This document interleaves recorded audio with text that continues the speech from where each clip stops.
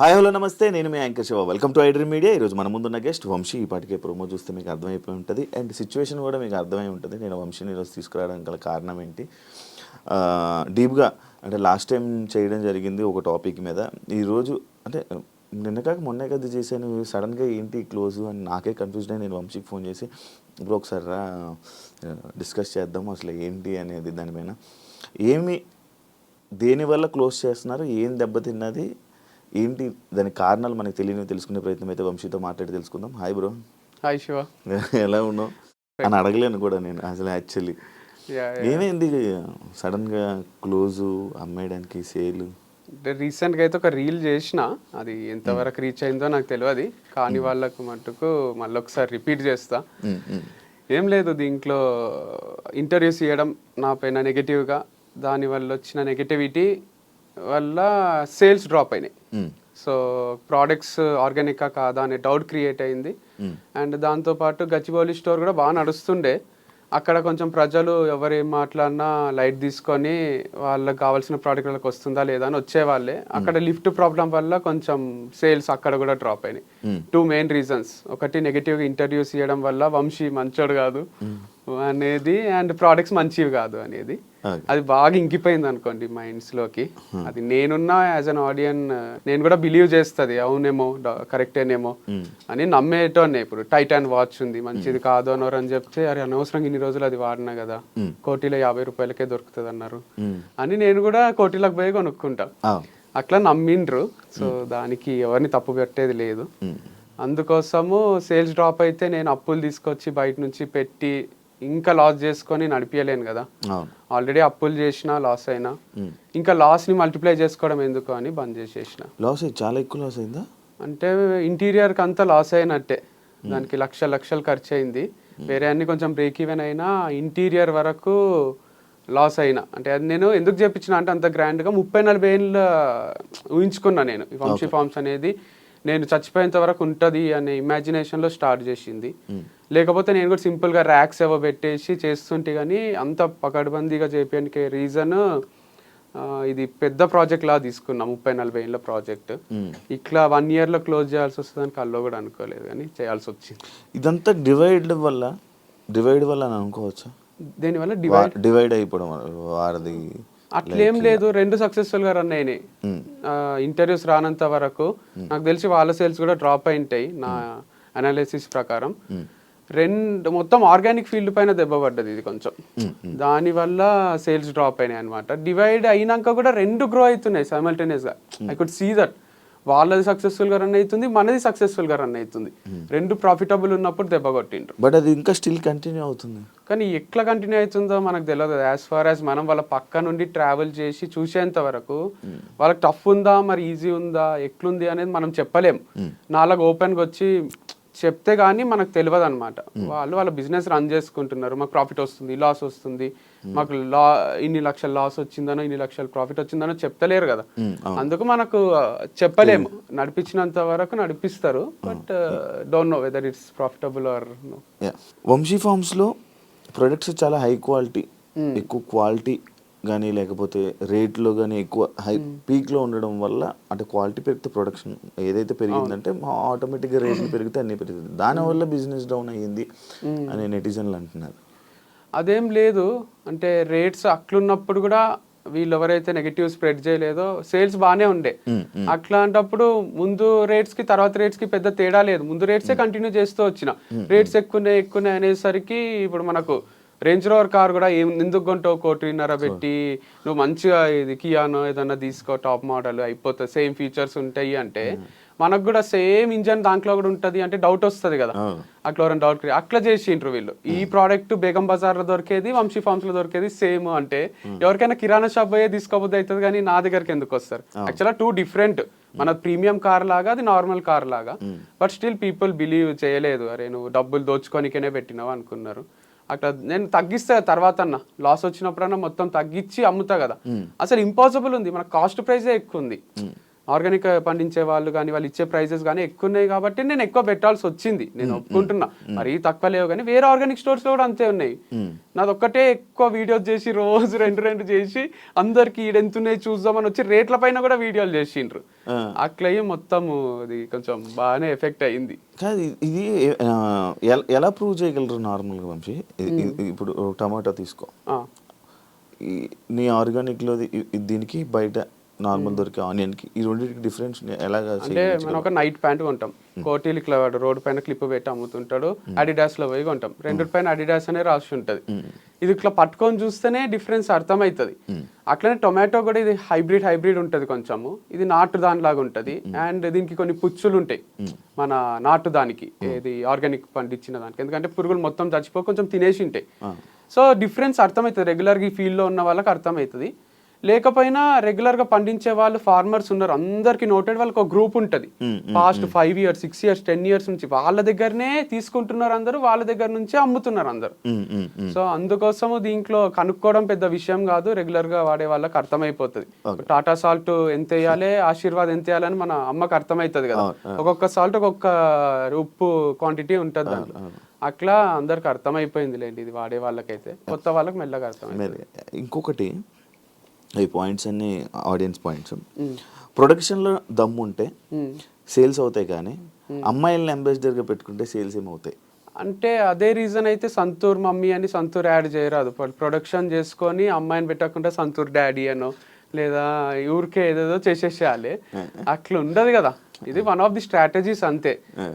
అమ్మాయిని పెడుతున్నాడా అబ్బాయినా అంటే నేను అనేది, ఇప్పుడు నేను ఇంకొక అమ్మాయితో చేస్తున్నా కాబట్టి ప్రాబ్లం. కానీ ఒకవేళ నా కంపెనీలో నేను సీఈఓగా వెనకాలనే ఉండి ఇంకొక అబ్బాయిని అమ్మాయిని పెట్టి చేస్తే వీడియో, విరాట్ కోహ్లీని అనుష్కాని వాళ్ళు పెట్టినట్టు, అప్పుడు ఎవ్వరికి ప్రాబ్లం రాకుండే. ఈడ ఈ పని నేనే చేసి ఆ పని నేనే చేసి వీడు అన్ని చేస్తాడా, వీడు వీడియోలు చేస్తాడు, వీడు వెనకాల ఉంటాడు, ముందుంటాడు, తిరుగుతుంటాడు, రోజు వస్తాడు స్క్రీన్ పైకి అనే ఫ్రస్ట్రేషన్ తప్ప. దీంట్లో అమ్మాయి వేరు అబ్బాయి వేరు అనుకోండి, ఒక వీడియోకి అట్లా 10 వీడియోస్ చేపిస్తా, మళ్ళీ వాళ్ళకి డబ్బులు ఇచ్చి మళ్ళీ 10 వీడియోస్ చేపించింటే అబ్బాయి మీద ఎవరికి కోపం రాదు. అరే ఈడు మోడలే ఆమె మోడలే అనుకుంటుండ్రి. ఈడ సీఈఓ నేనే మోడల్ నేనే అయ్యేసరికి ప్రాబ్లం వచ్చింది. నేను స్క్రీన్ బిహైండే ఉండాలి, నేను బయటికి ట్రిప్స్ వేస్తూ అది కూడా పని చేసేసరికి అందరు ఎంజాయ్ చేస్తున్నా అనుకున్నారు, but it was two tough.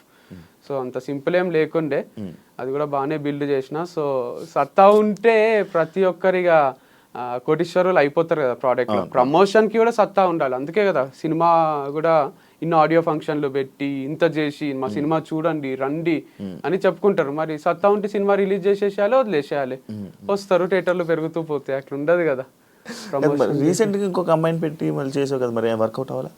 Work out కాలేదు, మస్తు లాస్ వచ్చింది. ఊటీ పోయినాం కదా, జనరల్ అట్లా ఊటీ పోయి వీడియో చేస్తే మస్తు లక్షలు వస్తాయి నాకు సేల్స్. అక్కడ అయిన ఖర్చు కన్నా ఇక్కడ వచ్చే ప్రాఫిట్ ఎక్కువ ఉంటది. ఇప్పుడు అక్కడ ఖర్చు అవుతుంది, ఇక్కడ ఏమొస్తలేవు. అమ్మాయికి డబ్బులు ఇవ్వాలి, నేను డబ్బులు పెట్టుకోవాలి. ఒక్కొక్కసారి ఏడన్నా ఇక్కడ హోటల్లో టీ తాగుదామా అంటే ఏదన్నా రోడ్డు పైన తాగితే బాగుంటది కదా, ఈ అమ్మాయి ఎందుకు ఆడ తాగుదామంటుందే అనిపిస్తుండే ఫీలింగ్. అంత టఫ్ టైమ్స్ కూడా ఉన్నాయి. అంటే 5 స్టార్ హోటల్లో తినలేని పరిస్థితి, 3 స్టార్ హోటల్లో కాకుండా రోడ్ పైన అమ్ముతారు చూడండి వీళ్ళు, మన క్యాబ్ డ్రైవర్స్. నేను కూడా చాలా సార్లు అక్కడ తిన్నా, అన్నపూర్ణ స్టూడియోస్ లో. మంచిగా ఉంటది అది, ఫ్రెష్ గా. ఎంత 150 130. అదే ఆంటీది కూడా ఒక ఫేమస్ అయింది, అది చాలా టేస్ట్ అనిపిస్తుంది. కానీ అమ్మాయిలు కొంచెం డిస్కంఫర్ట్ ఫీల్ అవుతారు కదా. కానీ అంత టఫ్ నడిచింది సిచ్యువేషన్. అంటే వీళ్ళకి హోటళ్లలో తినిపియలేక, బయట ఎక్కడన్నా తింటే బాగుండు అన్నంత డబ్బు కష్టాలు వచ్చినాయి. అందుకు వీడియోస్ కూడా ఫార్మర్స్ ని కలవడం, డిఫరెంట్ ప్లేసెస్ కి పోవడం. తుని పైన హనీది ఒక వీడియో చేసిన, ఏం సేల్స్ వస్తలేవు, ఎవరు కొంటలేరు. సో అప్పుడు అనుకున్నా, అరే ఇది ఇట్లా కాదు, ఆపేసేయాలిగా. కాదు, ఇప్పుడు వేరే వాళ్ళు చేశారు, నీ మీద ఒక నెగిటివ్ స్ప్రెడ్ చేయడానికి బయటకు వచ్చి వీడియోలు చేశారు. వాళ్ళు మేబీ వర్కౌట్ అయ్యింది అనొచ్చు, నీకు సేల్స్ తగ్గిందంటే వాళ్ళది వర్కౌట్ అయ్యింది అనొచ్చు. మరి అలానే నీ గురించి నువ్వు చెప్పడం కానీ, లేకపోతే నీ దగ్గర ఉన్న అమ్మాయిలు కానీ ఎవరైనా వాళ్ళకి చెప్పి ట్రై చేయాలి, కానీ ఎండ్ చేయడం కరెక్టా? అంటే జిద్దులాగానే పోరాడినా చాలా రోజులు లేదు, గివప్ ఇయ్యరాదు, నేను గివప్ ఇచ్చే క్యాండిడేట్ కాదు. అందరు కూడా వంశీ అయితే గివప్ ఇయ్యర్లే, ఏదో ఒకటి చేస్తారులే అనే ఉంది, నాకు కూడా ఉంది. సో మొన్న రీసెంట్ గా ఒకటి 15 days బ్యాక్ ఇంటర్వ్యూలో కూడా అదే చెప్పింది, 30 years వరకు నడిపిస్తానే అన్న. కానీ ఎటు నుంచి చూసినా ప్రాబ్లమ్సే. ఒక నష్ట జాతకం ఉంటుంది చూడండి, ఒక శని పట్టుకొని అట్లా ఈడ నడిపిస్తామంటే లిఫ్ట్ ప్రాబ్లం, ఆడ నడిపిద్దామంటే ఇది ఆర్గానిక్ కాదు అని ఒకరు ఇంటర్వ్యూ ఇస్తారు, లేదా అమ్మాయిలతో ఎందుకు చేస్తున్నావు అంటారు. అసలు నాకు ఒక ఫ్రీడమ్ లేదు, మొత్తం చుట్టుముట్టేసిండ్రు. 4 దిక్కుల నుంచి 4 ప్రాబ్లమ్స్ వచ్చి ఏం చేద్దామన్నా సరే మన ఇంటర్వ్యూ చేసినాం అప్పుడు నేను మా అన్నయ్య. అప్పుడు ఫుల్ సేల్స్, అది 500K అట్లా పోయింది. పోయినన్ని రోజులు అరే వంశీ కరెక్టే ఉన్నాడు, కరెక్టే అమ్ముతున్నాడు, ఆ వీడియో ఆగిపోయింది, సేల్స్ డ్రాప్ అయింది. అట్లా ఎన్ని ఇంటర్వ్యూలు ఇస్తాం, ఎంత చెప్తాము.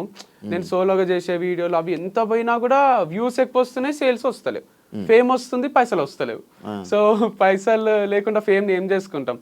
అందుకు ఒక రోజు డిసైడ్ అయినా, లేదు మళ్ళీ ఒకరు ఎవరన్నా ₹1,00,00,000 అప్పిస్తే తప్ప ఇది నడవది. మళ్ళీ ఒక ఇన్వెస్టర్ని పట్టుకొని ఇన్వెస్ట్ చేయించి ఆయనకు లాస్ చేయించి మనం లాస్ అయ్యే దానికన్నా నేను ఈజీగా నమ్మియగలను. సరే ఇన్వెస్ట్ చేయండి, మీకు నాకు షేర్ కూడా ఉంటుంది, అది ఇది అని చెప్పి అందరికీ కూడా ఫ్రాంచైజీలు కూడా ఇవ్వచ్చు. నేను వచ్చి రోజు షాప్కి అడుగుతుండ్రి, మేము 20 లక్షలు ఇస్తాం, 10 లక్షలు ఇస్తాం, మాకు ఫ్రాంచైజీ టీ టైమ్ అవి పెట్టుకుంటారు. అట్లా నేను ఒక తక్కువనే పెట్టి నామినల్ ప్రైస్ 5 lakhs అట్లా అందరికి ఫ్రాంచైజీలు అమ్మేసింటే విజయమాల్యా అని పైసలు ఉంటుండేనేమో. ఎందుకంటే అంతమంది అడిగిండ్రు వైజాగ్ నుంచి, విజయవాడ నుంచి. చేస్తే ఏమైతుంది, అది నేను దగ్గర ఉండి చూసుకోలేను కదా. నిజంగానే కిరాణా షాప్ లో తెచ్చి అమ్మిండు అనుకోండి, వంశీ అమ్ముతున్నట్టు అయిపోతుంది. వంశీ ఫార్మ్స్ లో ఈ ప్రోడక్ట్ దొరికింది అని వస్తుంది కదా. నమ్మకం లేక ఇయ్యలేదు. సో డబ్బు సంపాదించుకొని దుబాయ్ పారిపోవచ్చండే గానీ అది నా ఇంటెన్షన్ లేకుండే. సో అది నమ్మకం కోల్పోయినాక ఇక ఫ్రాంచైజ్ కూడా ఏమి ఇస్తాం. మరి ఇప్పుడు ఈ ఫ్రాంచైజీని అమ్మేస్తున్నావు కదా, మొత్తం దాని వాటిలో ఉన్న ప్రొడక్ట్స్తో అమ్మేస్తున్నావా లేకపోతే? లేదు, ప్రోడక్ట్స్ ఎక్కువ ఏం లేవు. నేను లాస్ట్లో ఒక ఆఫర్ పెట్టిన 50% ఆఫ్ అని, ఆల్మోస్ట్ అయిపోయినాయి. అండ్ ఇది అమ్మేస్తలేను, క్లోజ్ చేస్తున్నా. ఈ పేరు మీద నడిపేయడానికి ఎవరికి అధికారం లేదు, వంశీ ఫార్మ్స్ అని. అది నా బ్రాండ్, నా ఓన్ బ్రాండ్. ఇది మొత్తానికి క్లోజ్ చేస్తున్నా అనమాట. ఏదైనా స్టార్ట్ చేయాలంటే ది ఎండ్, దీనికి చాప్టర్ ఎండ్ అయిపోయింది, మళ్ళీ రీస్టార్ట్ ఉండదు దీనికి. వంశీ ఫార్మ్స్ మళ్ళీ రాదు, మళ్ళీ ఉండదు. వంశీ ఫార్మ్స్ అనేది ఫౌండర్ వంశీ ఫార్మ్స్ కనుక్కున్నాడు, ఆ ఫౌండర్ చచ్చిపోలే కానీ వంశీ ఫార్మ్స్ చచ్చిపోయింది. సో దీనికి మళ్ళీ పుట్టుకుండదు, కెరోసిన్ పోసి అంట పెట్టేసినాం మనం, చెట్టు ఉంటుంది కదా అట్లా.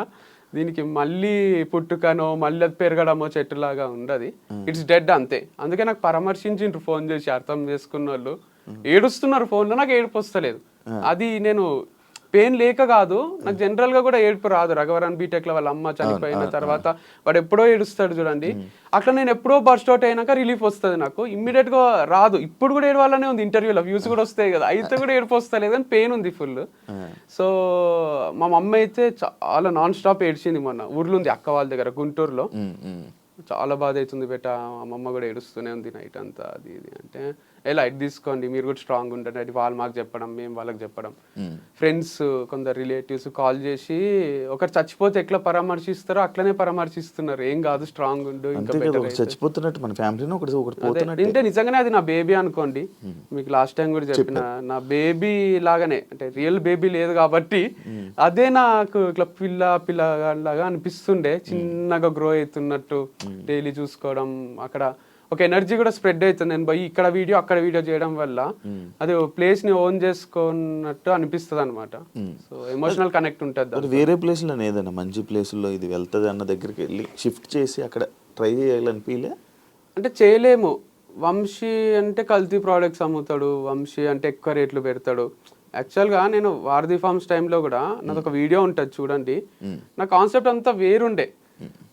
Organic products at affordable prices ఉండే, ఆ చిన్న స్టోర్ సింపుల్ గా పెట్టుకొని దాంట్లో సింపుల్ ప్యాకేజింగ్ అంతా కొంచెం రేట్లు తక్కువ పెట్టి అట్లా ఇవ్వగలిగిన నేను. అప్పుడు కూడా 3-4 ఫార్మర్స్ దగ్గర తెచ్చి సేల్స్ కూడా తక్కువ ఉండే. తర్వాత ఇది బ్రాండ్ చాలా పెద్దగా అయిపోయింది వంశీ ఫార్మ్స్. అయింది కదా అని ఎక్కడి నుంచో బేగం బజార్ నుంచి తీసుకొచ్చి ఇవ్వలేదు, కానీ ఫార్మర్స్ అంతమంది లేరు కదా, ఫార్మర్స్ నుంచి ఎవరైతే తీసుకుంటున్నారో వాళ్ళ దగ్గర తీసుకోవడం వల్ల స్లైట్ గా ప్రైస్ వేరియేషన్ వచ్చింది. సో గచ్చిబౌలి ఆ ఏరియాలో వాళ్ళకి చూసేది క్వాలిటీ అండ్ హెల్త్, డబ్బులు చూడరు. సో అట్లాంటి ప్లేస్లో అమ్మితే పోతుంది అనుకుంటే, లేదు నువ్వు మోసం చేస్తున్నావు, నువ్వు తక్కువ రేట్కి తెచ్చి ఎక్కువ అమ్ముతున్నావు అని స్ప్రెడ్ చేయడం వల్ల వాళ్ళకు కూడా ఒక చిన్న డౌట్ చాలు కదా, ఏ పొంతి ఇది మంచి లేదంట. ఒకవేళ హస్బెండ్ కొందామన్నా వైఫ్ వద్దంటది, వైఫ్ కొందామన్నా హస్బెండ్ వద్దంటాడు. సరే పోదాం పా ఇక కొందామో అని వస్తే లిఫ్ట్ ఉంటుంది ఆడ. అది పెద్ద స్టోర్ పెట్టినన్ని రోజులు కూడా ఉంచలేనట్టున్నావుగా. ఏది ఇప్పుడు వంశీ ఫార్మ్స్ ఉంది, ఫస్ట్ ఓపెన్ అయింది May 31st ఓపెన్ చేసావు. జూన్ జూలై అది ఓపెన్ చేయడానికి ముందు నుంచి నువ్వు వీడియోలు చేసావు, నేను ఇది అవుతుంది, ఈ వర్క్ అవుతుంది, ఆ వర్క్ అవుతుంది. ఎన్ని నెలలు చేసావు మొత్తం? ఇది మార్చ్ లో స్టార్ట్ చేసిన, March April May June July August September October November December 10 months. 10 months లో